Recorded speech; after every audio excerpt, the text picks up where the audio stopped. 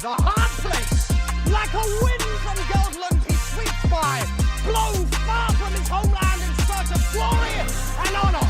We walk in the garden of his turbulence. Hey there, movie fans. Are you ready to go over the yellow brick road, over the rainbow, down the yellow brick road? You are getting your storybook metaphors just like mixed up here. Where's there a rainbow? Well, I mean, I guess there's somewhere over the rainbow, but that's like I think that's the only thing that's not in the movie. In any event, we are here. We're here to talk about a couple big films coming out this week. This is the latest edition of the Movie Joust podcast. I'm Jason Evans. I'm joined by my fellow film critics, Jesse Nussman and Josh Sewell. Guys, let's get it all. Let's get it out there at the start. We'll be talking about Wicked for Good, and we will also be talking about Knives Out, Wake Up, Dead Man, two very, very anticipated films, two sequels, but also sequels that have quite a bit of pedigree to them from acclaimed filmmakers. First of all, Jesse, go ahead and say hi to everybody and let them know that you're here and that you are, in fact, not in the land of Oz.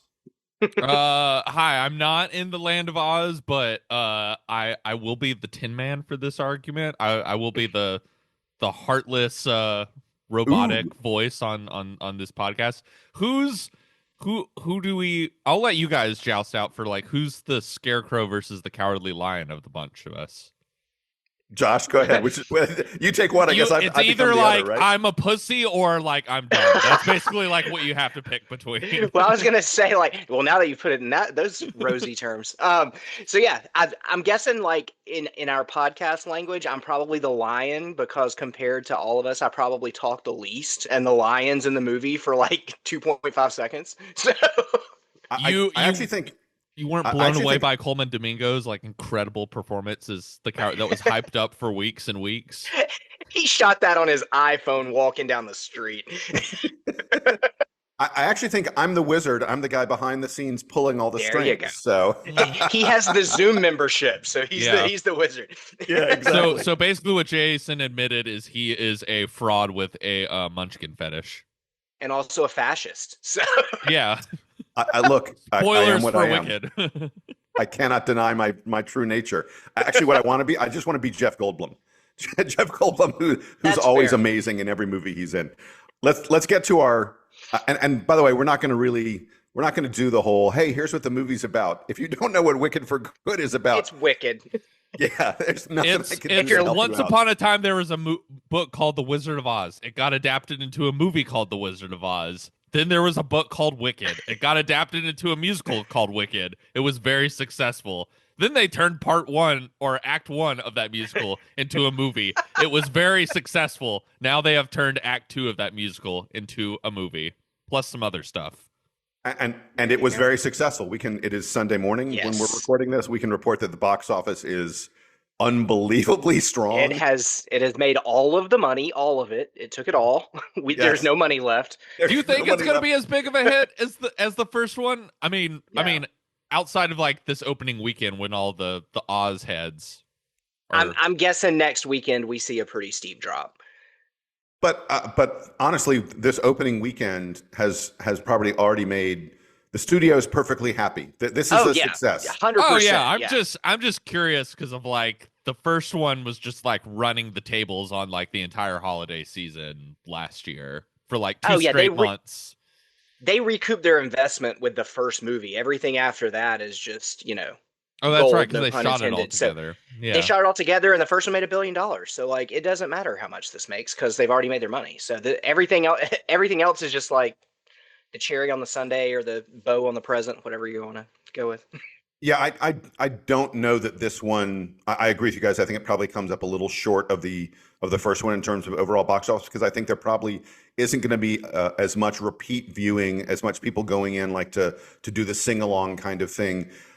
And it's not the fault of this movie. The songs aren't as good in Act 2. The songs aren't as good in movie number 2. They added 2 additional songs. They gave both Cynthia Erivo and Ariana Grande, an extra song in part 2 to sort of, hey, let's see if we can make something magic, when there isn't any other magical song. And honestly, neither one of those. What'd you say? And if you wanted to be a little more cynical about it, you'd be like, and also enter into the best original song race. Yeah, but I think neither song or is. pad Yeah, out, that's not gonna happen. or if you want to be even more cynical, just to like pad out time for like I've been doing some wicked homework, trying to get inside the text, understand the lore a little bit, and Doing some close reading. yeah, and basically it seems like Act One, the much more beloved one that has like most of the iconic songs in it, like they pretty much did like beat for beat. So, but then like I guess they didn't want to have like an hour long, like a movie that was only like 60 minutes or something, so they added all of this stuff into this one, or like was like, I guess we need to dive more into the lore of Oz, which I have a lot of questions about. So yeah, that's the first thing I was going to ask, because I can't remember the conversation we had a year ago. Is have either of you seen the stage show? I have, yes. You have? Okay. Oh, Yeah, I have bless. too. Yeah. Bless. Okay. I was hoping one of us would have. I do kind of want to see it now after having seen both of these movies, because I'm curious, like, what there's just like some things I've heard from, and Jason, maybe you can like elaborate on this a little bit, because I'm genuinely curious. Like, I've heard some people say like there's things, just like beats and aspects of the story that just like work better on stage than they do in a 100%. movie, or like in a movie you have to like literalize things more, or like there's things that can like happen off stage in the musical that then like in a movie you're like, well, I guess we got to do a whole sequence of that or something like that. Yeah, and that's one of, most people who, even those who love the stage show, will agree that Act Two is significantly weaker than Act One. It's way shorter, like you were saying. I think there's like 2, 3, if we're being generous, good songs in the second act, and everything feels rushed. And like you said, a lot of it does happen off stage. In a movie where they add another hour and 12 minutes to the running time, you kind of start to see why that stuff happened off stage. And also, it feels like in the stage show, a lot of the actual Wizard of Oz Dorothy stuff is more kind of like winks and nods. That's where what John I've Chu heard as well. Literalizes it. And I was like, okay, but the whole point of the show is that this isn't Wizard of Oz. So when you're trying to circle that square, you're messing up both stories. Yeah, one of the biggest criticisms I have of Wicked for Good is that the first part one, whatever you want to call it, regular Wicked, the one we saw a year ago, instead of Diet Wicked. Yeah, very much feels to me like it is the story of two friends, how those friends came together, how they developed a relationship. It is its own story. It happens to be taking place, sort of alongside the famous Wizard of Oz 1939 film and book and all that other. It's taking place, as a side to all of that, but that doesn't overwhelm the main story of these two characters and who they are and how they come together. And it's really a beautiful story of friendship, friendly love. I don't use love, but they're sisterhood. There is also and there's also a reading, which the actresses have admitted to, where if you want to read more into it, you can, Yeah, but I mean, there is an aspect of this movie that is like, it's very queer coded and like it's very beloved in that community.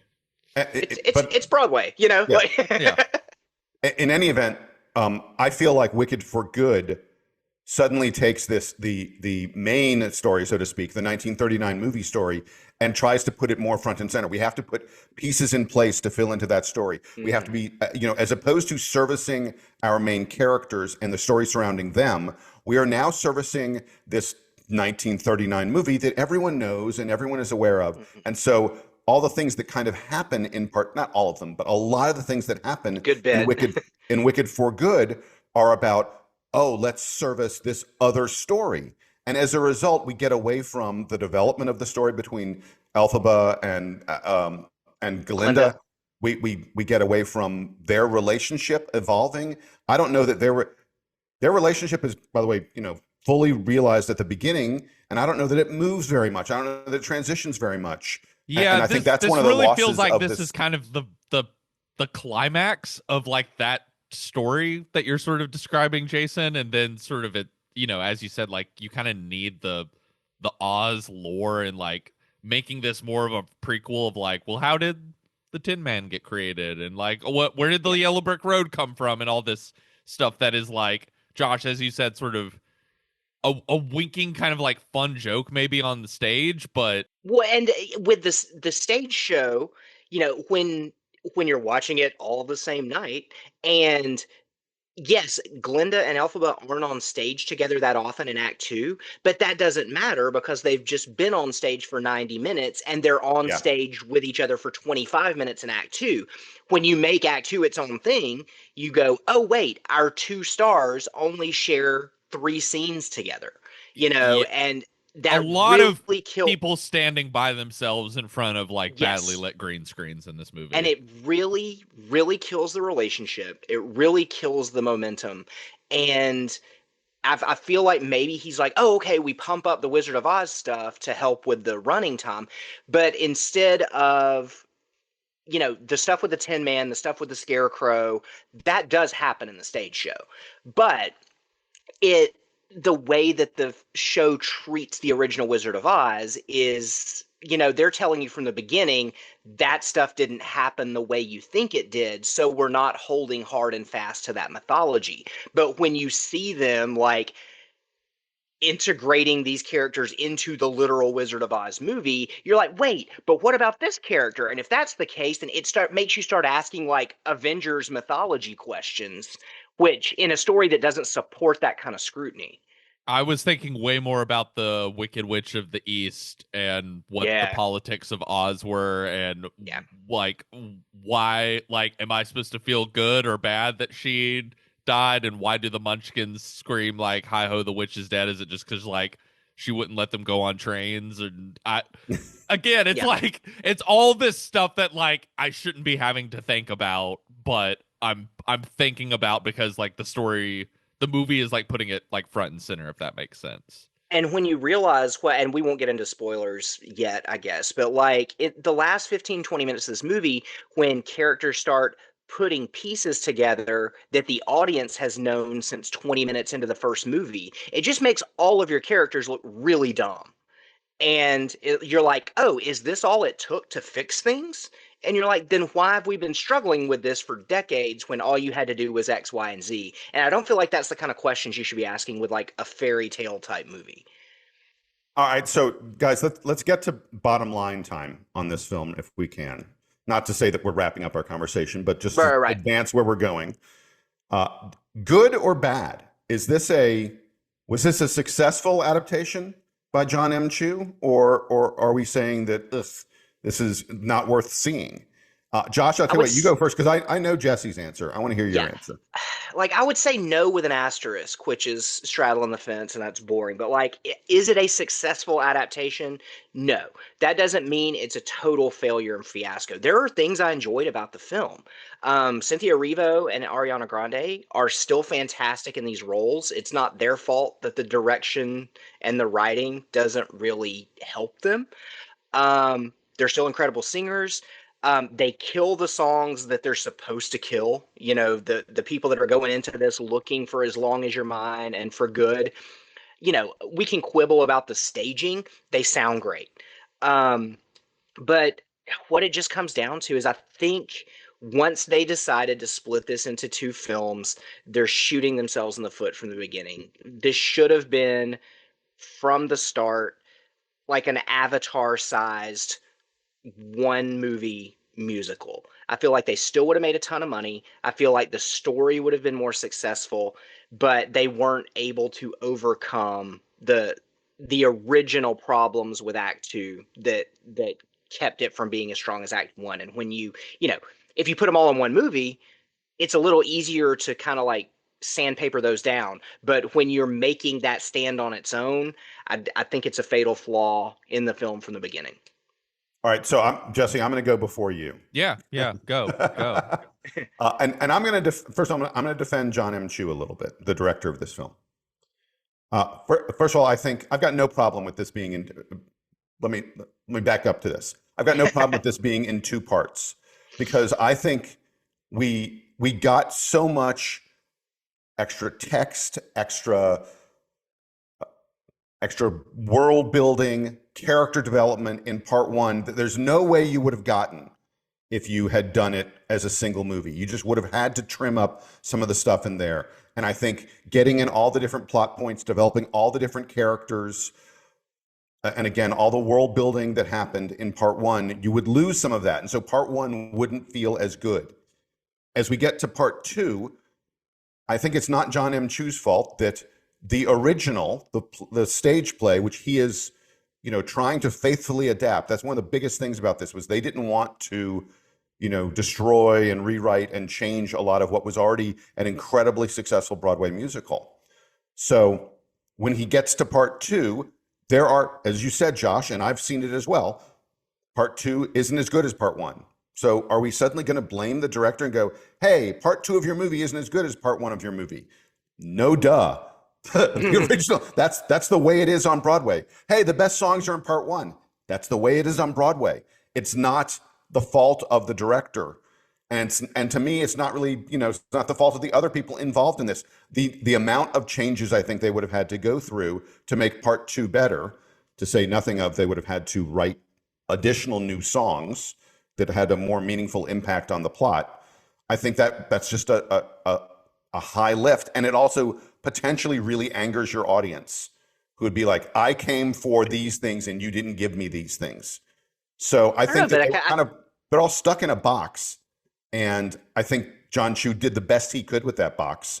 And certainly the two lead stars do the best they can with it. It's just the reality of the box they're stuck in.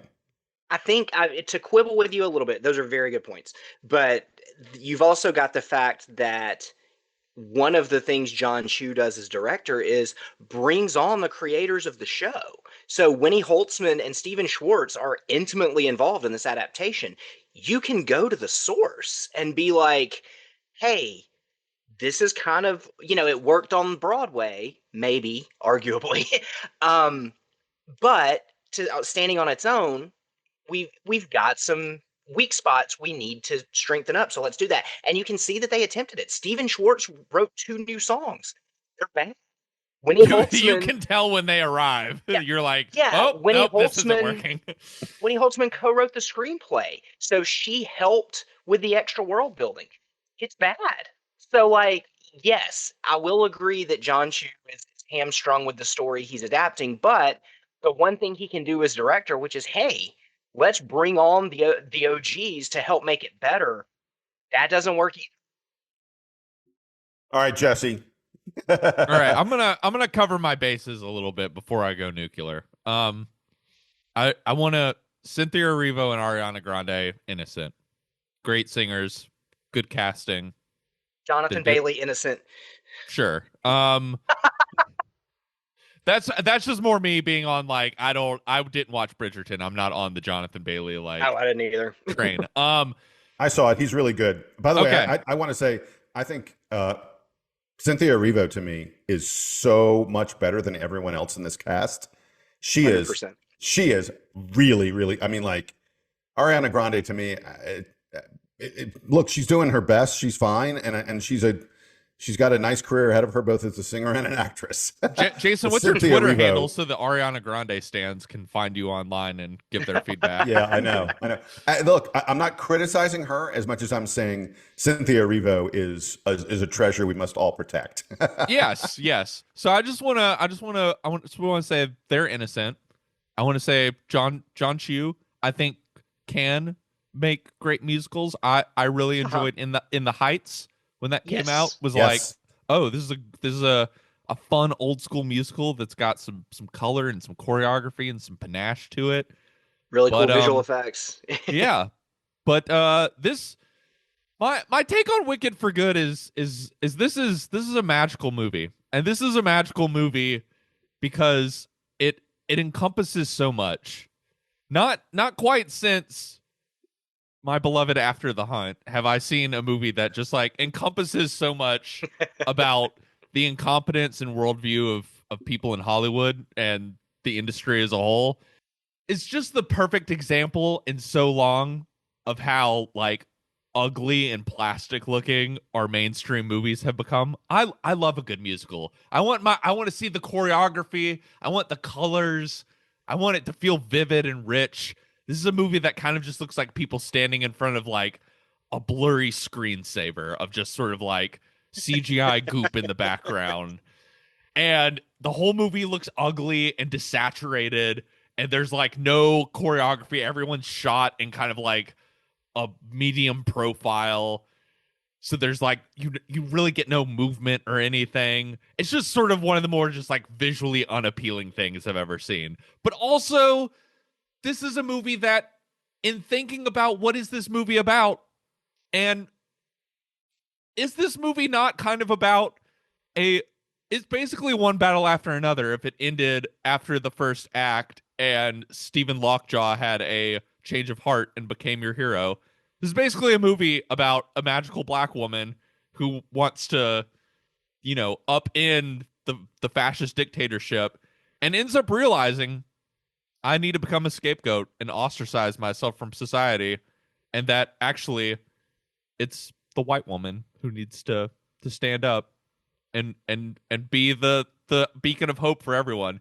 This movie just both represents kind of, I think, how ugly mainstream studio movies have become, as well as kind of like a sort of empty liberal ideology at the center of American popular culture.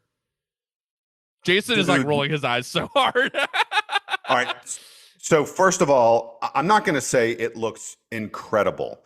This is, and I agree with you that the staging of a lot of this, it really leaves a lot to be desired. I remember some of the songs at Shiz University in part one are really beautifully staged. There's like something like in a cafeteria or library. It was I like the spinning library. That was fun. Yeah.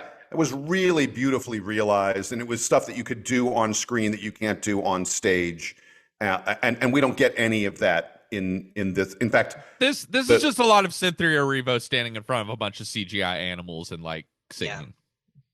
Yeah, but I do think there's some of the sets. I think a lot of the stuff involving Jeff Goldblum, the sets that he's on, feel very real, very tactile, and I think are really nicely put together. I think, when Cynthia Erivo gets to sort of her castle, I'm not going to give away what that all is. I think a lot of that looks interesting, and there are things that they do on those sets. It's not terrible choreography. It's not great.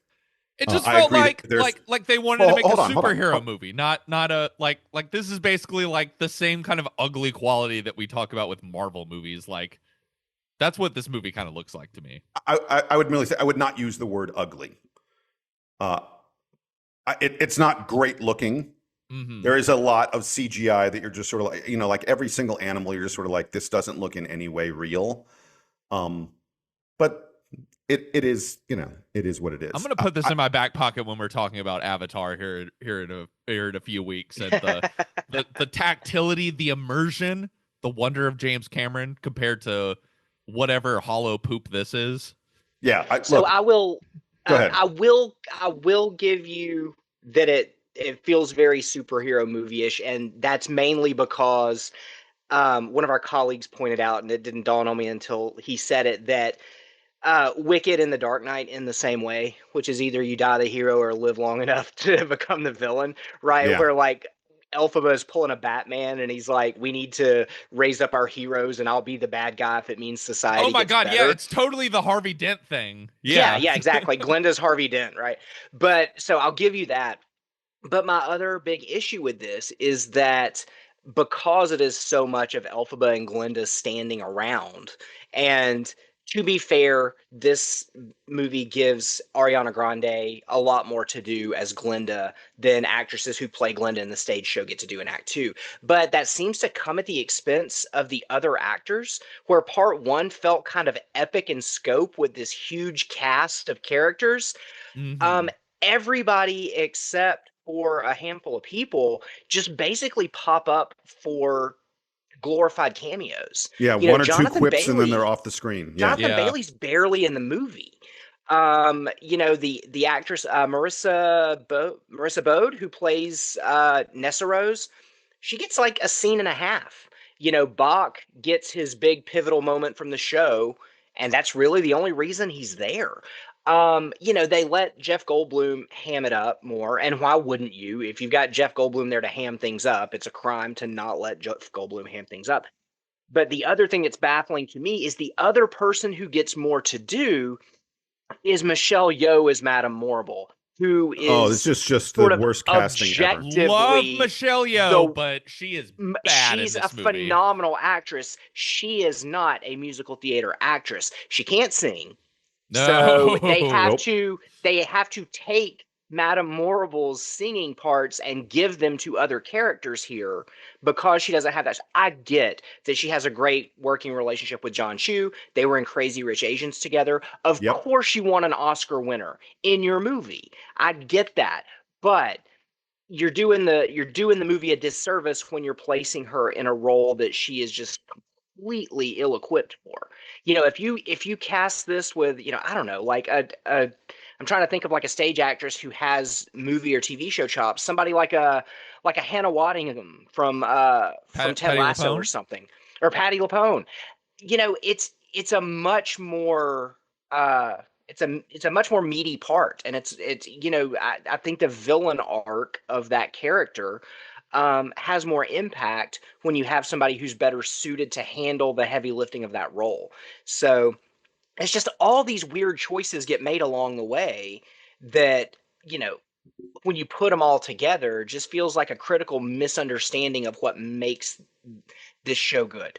My prediction is if this movie gets nominated for Best Picture, which I genuinely don't know because the reception to it, even from like the Wicked fans, seems to be like fine. Muted. Yeah. So I don't know if this will happen, but if it does happen, I'm going to predict this is one of the worst movies that will ever be nominated for Best Picture. Dude, that's no. That's This a is big, really that's a in the bold bottom. claim. What's worse? I haven't gone back and looked at all. There are some bad Best Picture nominees. Green Book won Best Picture I'm less not than a saying decade the Green ago. Book's in the bottom pile too. Crash is in the bottom pile. Amelia Perez. This is in the Wicked bottom Did Bohemian pile. Rhapsody Wicked's- get nominated for Best Picture? Bohemian Yes, Rhapsody got it nominated. did. It Yes. did. That That's movie's in the bottom trash. pile. Wicked That- for Good is better than all of those movies. Wicked for Good is not good, but it's way better than any of those films. This Yeah, is I think It's this better is than pretty Driving odd. Miss Daisy, man. Like, Whoa, Yeah. oh. That's in the bottom pile too. Yeah. Dude, look, I haven't seen Driving Miss Daisy. We're not going to get into a long conversation about this. I haven't seen Driving Miss Daisy in a long time. I still kind of love that film. I'm still mad that it won and Do the Right Thing wasn't even nominated that year. So that's all right. I mean, this just in, racism still exists at the Academy. Especially in the late 80s. Yeah, exactly. Yeah. Other than maybe Amelia Perez, I think this will be the worst movie to be nominated for Best Picture since whatever the Queen movie was called, Bohemian Rhapsody. Bohemian. It's hard to disagree. It's not like you can't put a movie that is perfectly okay up against movies that are just Actively bad. offensively bad. Yeah. You guys are giving this movie way too much leeway. This is not a like okay movie. This is like a giant turd that is basically just sort of No, no. Yeah. It held my attention. I wasn't sitting there like being like, what are they doing? I wasn't questioning things. I wasn't taken out of the story a lot. It's like Josh said, it's the classic, it's fine. It's not trash. That's, I mean, and the fact that we're not seeing like open rebellion and anger and the such from people who've already seen it proves that Sorry, I was on the Wikipedia page. 2021, they nominated King Richard and Don't Look Up. So Oh, Don't Look Up is probably in the pile. Yeah. yeah. Yeah. I kind of just don't remember much about King Richard other than Well- it being like, oh, Will Smith's back. Yeah. So ironic Don't Look Up story. Last night, as I went on Netflix because I was going to watch one of the documentaries, a film called The Perfect Neighbor that we are considering as one of the best documentaries of the year. Not going to get into a discussion of that right now, but I'm on Netflix. I'm about to watch The Perfect Neighbor, and for some reason, my Netflix algorithm said, "Hey, do you want to watch Don't Look Up?" which I saw a few years ago, but my wife has never seen. And she goes, "Hey, what's that?" And like we watched like the Yeah. Netflix trailer, and like she's like, Oh, "That's you're gotta in keep for us." a treat. She's like, she goes, "Why didn't I see that?" And I said, "Because it's terrible, and you're not going to watch it now." You said because you lived through it, it was called COVID. Yeah. Because it's terrible, but the good news is it's only 3 hours long. Yeah. Okay. All right. So I tell you what, we've had it out on Wicked. Yeah. We've done more than enough on this film, which is somewhere between fine and poop, depending on whether you are me or Jesse. I want to also clarify that I had an okay time with the first movie, and that's basically because that movie, while also having a lot of the same kind of aesthetic problems as this movie, has just like 3 to 4 absolute bangers in it, and this movie doesn't. And so if you're really into like, where did the Cowardly Lion come from? Why is the Tin Man the Tin Man? Who gave birth to Elphaba? This is the movie for you. Let's move on to the other sequel, which is Rian Johnson going back to the Knives Out world to give us Wake Up Dead Man, the third of the Knives Out films. It once again stars Daniel Craig. Like every Knives Out movie, it has an absolute ridiculous cast of suspects, so to speak. Can you name all of them? Name them all? Sure. We get Josh Brolin, Glenn Close, Josh O'Connor, Jeremy Renner, Andrew Scott, Kerry Washington, Kaylee Spaney. I mean, Thomas Hayden Church. And we get Mila Kunis as a police detective. I'm impressed. I would not have been able to remember. I would have at least forgotten someone, but I think that is everyone. Dude, I had it in front of me. I have notes. Okay, well, so you cheated. You cheated. It's an open note test, man. The central story here has to do with religion. Josh O'Connor plays a young priest. He gets assigned to work in the parish of Josh Brolin, who is this incredibly charismatic, but also perhaps certifiably insane priest. I don't think it's any spoiler to say, Josh Brolin's character gets killed. And Mila Kunis, who's the police detective investigating all of this, calls in the great Benoit Blanc, played by Daniel Craig, to help her investigate what actually happened. And because everyone sort of suspects that Josh O'Connor's priest killed Josh Brolin's priest.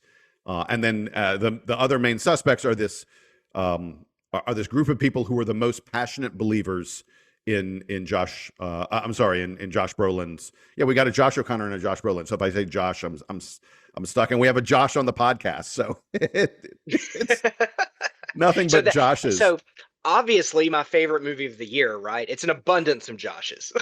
Yes, exactly. There's a lot of Josh-isms in this movie, as you kind of pointed out, Josh. Yes. So let's go ahead and get into discussing this film, because I will go ahead and start and say I love the concept behind these Knives Out films, and I love the first movie. I wonder if perhaps this whole notion of, we're going to bring in this detective who sees things that no one else sees, maybe it's a little done at this point. I think that one of the problems I had with this film, it's another one that I'm going to go, it's fine. It's not terrible. I'd wait for it on Netflix as opposed to watching it in theaters. But I think, to me, one of the problems I have with it is the first film, and to a lesser extent the second film as well. I felt like, Benoit Blanc was just so smart, and he was seeing all this stuff that no one else could possibly see. And in this movie, I just don't feel like he comes across as smart enough. I don't feel like the mystery is interesting enough. I was just like, okay, get on with it. And I found myself a little tired by what I felt like was reliving the same formula for the third time. Where are you guys standing on this? I let Josh go first last time, and we know that he's biased towards this film because of all the Joshin. Jesse. Yeah, exactly. Yeah. There are no characters named Jesse, no actors named Jesse in this. No, unfortunately. I had a good time with this, and I guess I'll give like my context into the Knives Out movies. I really liked the first one. I was pretty mixed on Glass Onion, the second one.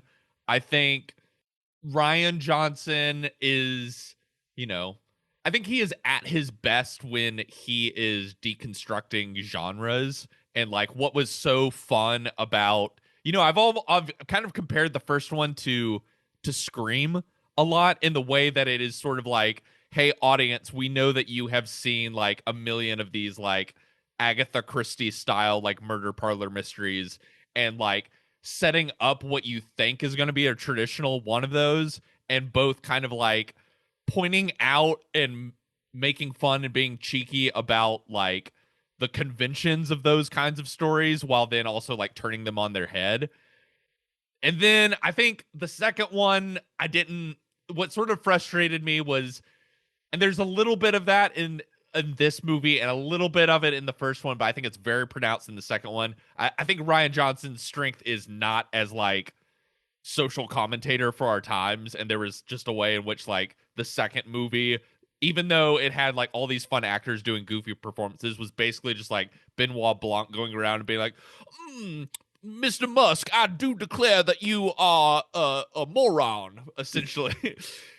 This movie, I actually like that this, I guess it's somewhat of a spoiler, but not really. I think that there's not that much Benoit Blanc in it, or Benoit Blanc is very sidelined in this movie, and it really is the Josh O'Connor character at sort of the center, and he basically gets like the first 30 minutes of this movie all by himself, and then for the rest of the movie, okay, so even more impressive. And I'm just so in on Josh O'Connor at this point, and I liked that choice because I think it helped make Daniel Craig is obviously like still like really funny and pleasurable to watch in these movies, but it was fun to see kind of a new person at the center and kind of give it a little bit of a different energy.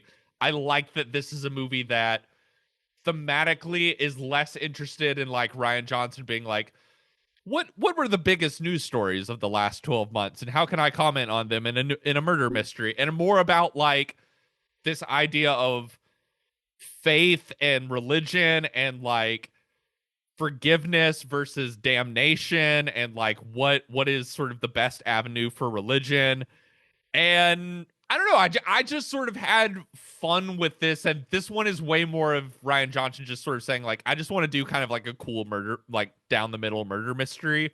So it doesn't quite have the surprises, I would say, that the first one did, but I enjoyed this a lot more than the second one. I think largely just because it basically just becomes a Josh O'Connor vehicle, and he is so engaging and fun to watch on screen that I got pleasure just from like watching him the entire time. And everyone else in the cast is fine and fun, but like it really is like how good he is what made this enjoyable for me. Josh, it's your turn.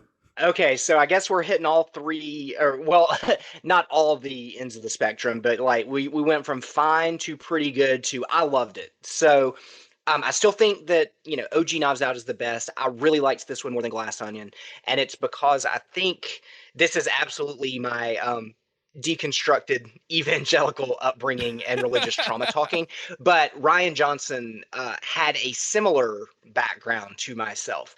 And I think if you sort of unpack this movie through that prism, now I will say that transporting it from sort of evangelical Protestantism to hardcore Catholicism, I think something gets lost in the translation there, especially when you realize like Ryan Johnson didn't really grow up Catholic. So I don't feel like it's a complete symbolic sort of transfer. But this movie, even more than the first one, is about the MAGA co-opting religion for its own selfish purposes. This is Josh Brolin is very much a Trump figure in this. He's old, he's angry. You think he's got these brilliant schemes to manipulate, but then you realize, not to get into too many spoilers, but all of this is just for his own benefit, to enrich himself more, to get himself more glory. Now, your view of politics is going to determine how well you like this movie. Like, I can very much see And I'd somebody even turning say this on. like I think like that's certainly like a great read of the movie, but like I think in comparison to say like the second movie, like it's not telegraphing it like all that much, wouldn't you say, Josh? Yeah, which I like more. Like the fact that it's not, the movie isn't pointing at Edward Norton and saying this is literally Elon Musk. Like Right. you can open, Right. it's open to more interpretations.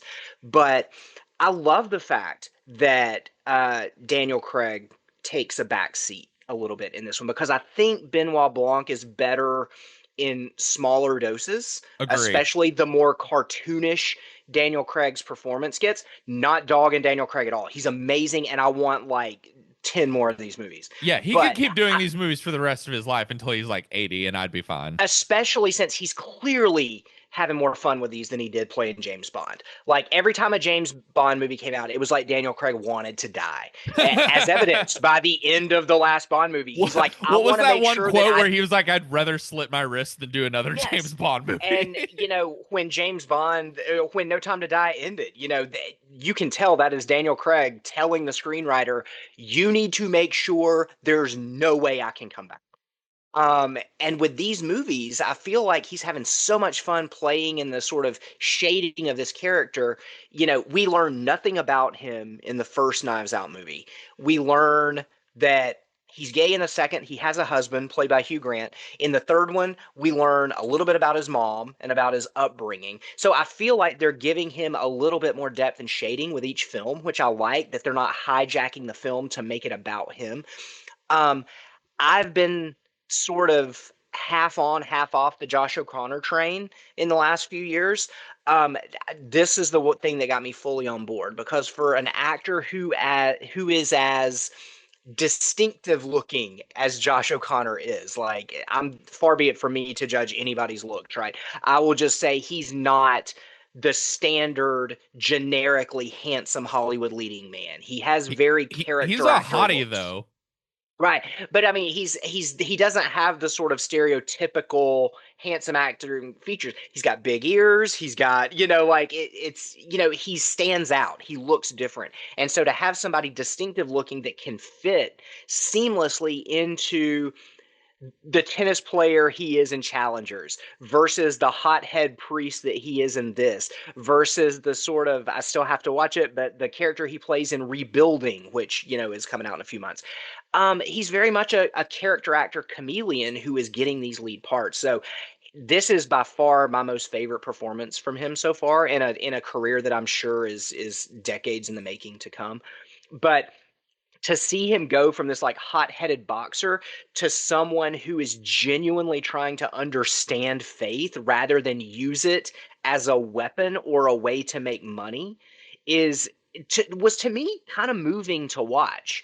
And as the film progresses, you realize the sacrifices he's willing to make in order to sort of align himself with what his faith is, for a movie like this, was to me kind of moving. And I like that the tone for this was a little darker.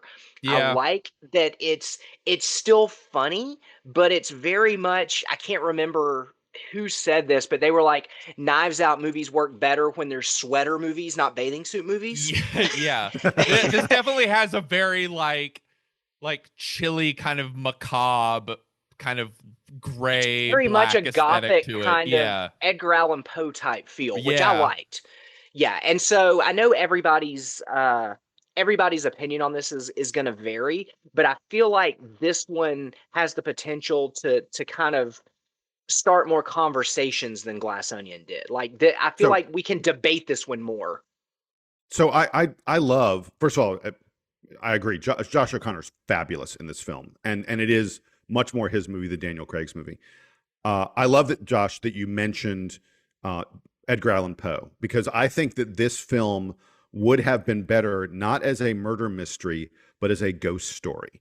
And Interesting. Okay. And there's a moment in the film where it begins to lean into that, and I think there's some seeds of that. Yeah, and I think that could have been a really cool film and a much more interesting story. I found it a little just the the whole murder mystery part of it I found a little too conventional, and I just kept on being like, oh look, and now Daniel Craig's going to notice something no one else noticed. Oh look, now he's going to notice something no one else noticed. And I was again, that's what kind of pulled me out of it and turned me off a little bit. I would say, like, for the first hour or so of this film, again, this is all largely before Daniel Craig shows up. Yeah. I was really into it, and I love Josh O'Connor, and I love Josh Brolin's character, and the give and take between them.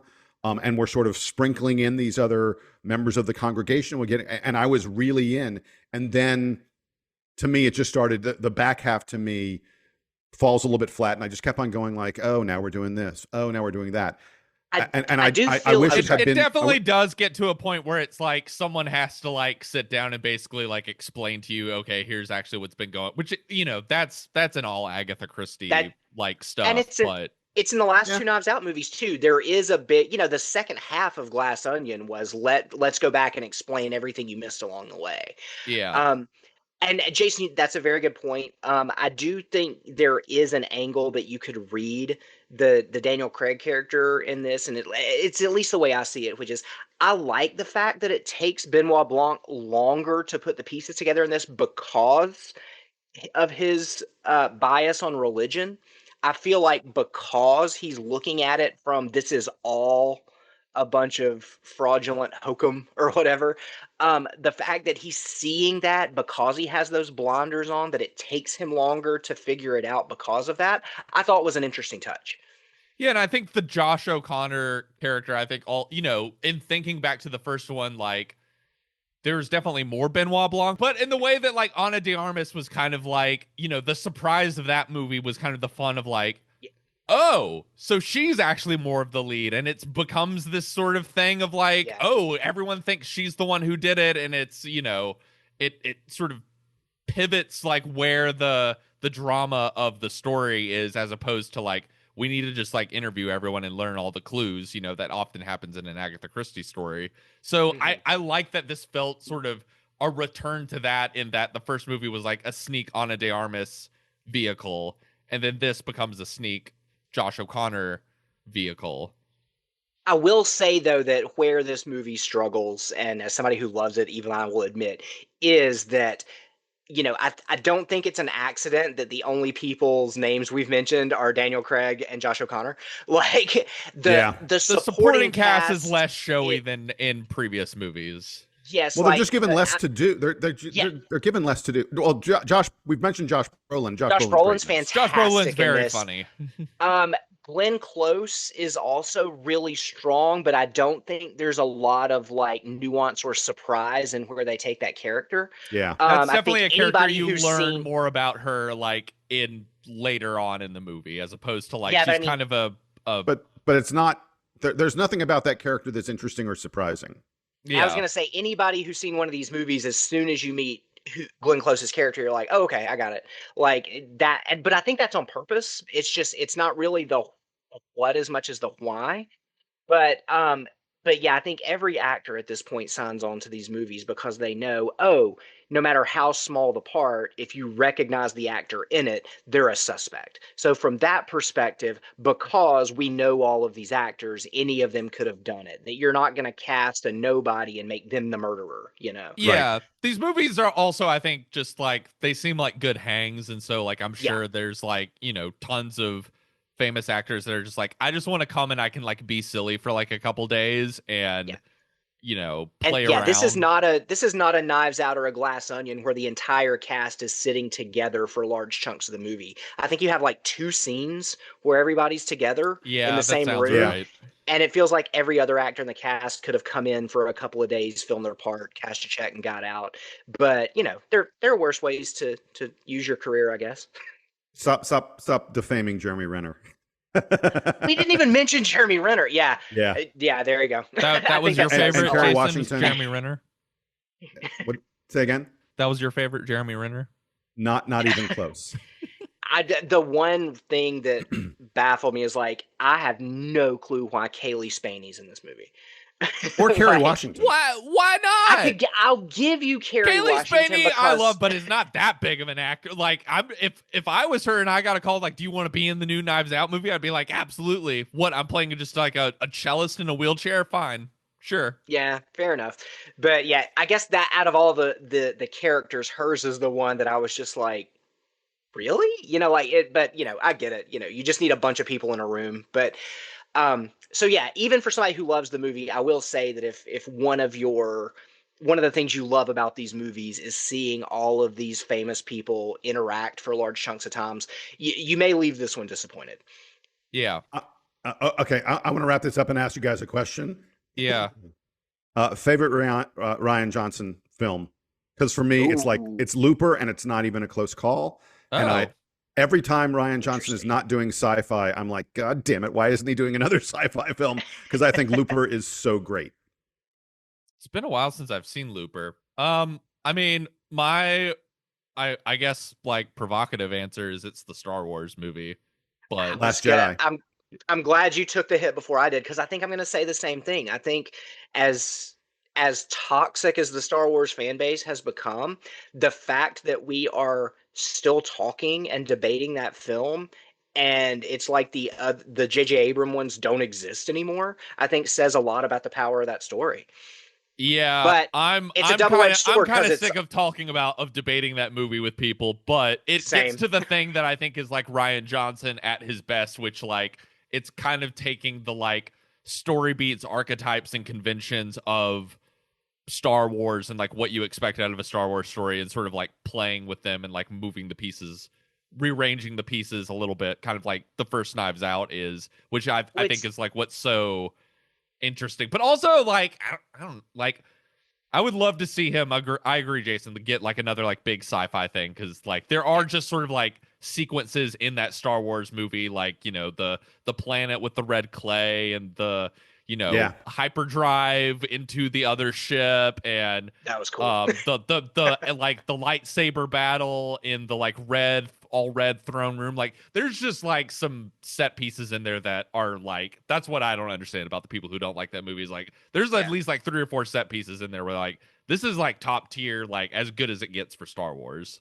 It's a double-edged sword, though, because like it's essentially the movie that killed Star Wars, though. But I would argue maybe it needed to die, but that's a whole debate for another podcast. But I think he's one of the rare filmmakers that, at least at this point in his filmography, I don't think he's made a bad movie. He has made movies varying from fine to great, but I don't see I'm a little less in the into bunch. The Brothers Bloom, but that's like the one that I sort of like. It's because I watched it once and I kind of don't remember anything about it. I feel like that's what the Knives Out movies eventually evolved into. I feel like that was sort of like a rough draft of a Knives Out movie. I just want to see him do. I mean, like, I thought Looper was, as I said, Looper to me is one of the best sci-fi stories of the past 15 plus years. I really love the concept of that story and the way he pulls it off. I also love The Last Jedi, and as much as I love Knives Out, and these films are good, we're now going on like 6-7 years where all he's made is 3 consecutive Knives Out films, and I think this is a guy that has so much to say. He has such interesting ways of saying it that I'd love if he would play on a different canvas. I'm curious to see what happens to his career now that Poker Face is possibly done. I know they're shopping it around, but I feel like some of the issues that a lot of people are having with Wake Up Dead Man, not me, I thought it was great, but it feels like maybe some of these issues are because his focus might have been split between a Knives Out movie and getting Poker Face up and running. I'm curious to see what happens to his career once his focus is 100% on one thing rather than trying to do a couple of different things at once. By the way, in addition to Poker Face, he's an executive producer, and my understanding is he was very involved in Three Body Problem, which was oh, really? I didn't know that. Interesting. I mean, he's listed as an executive producer on it, and I see that. I heard from someone that he was fairly involved in getting Three Body Problem. Really wow! We don't have time to talk about it, but I would love to talk about that show with you guys, just like in private. I'm just like very curious what you would think of that show. He was an exec producer on American Fiction and Fair Play too. Those are 2 really solid. I love American movies. Fiction. I love American Yeah. fiction. All right. So yeah, so he's got a really, really producing career going on as well. So He's a busy dude. He's a busy Yeah. guy, and a very creative and a very interesting director. And I just, like I say, I think part of me watching Wake Up Dead Man was me being like, come on, Ryan, can't we do something a little more interesting here? But So anyway. I will say, like, even though I'd love to see a bunch more of these movies, would be interesting for him to do it sort of like an every other movie kind of thing, like you're saying, like a one for them, one for me kind of thing. Yeah, exactly. All right. In any event, that's going to wrap it up for us here on the latest edition of the Movie Joust. We got a big month of December coming up. Oh yeah, We got some Hamnet. We got some Avatar. We got all kinds of stuff. We've got some Marty Supreme. We got some Marty Supreme. Boy, do we have some Marty Supreme. I can't wait for that We have the conversation. return of James L. Brooks. Oh, yes. Yes, we do. Yeah. Going to be a really interesting time. That's Stick gonna with be us, a folks. wild episode. Have you guys seen the trailer for that movie? That looks yes, that I movie have. looks insane. Yeah. I can't wait. It's all coming at you as award season gets like even closer. We'll be here for you. Steamrolling, man. Yeah, exactly. See you at the movies. Bye-bye.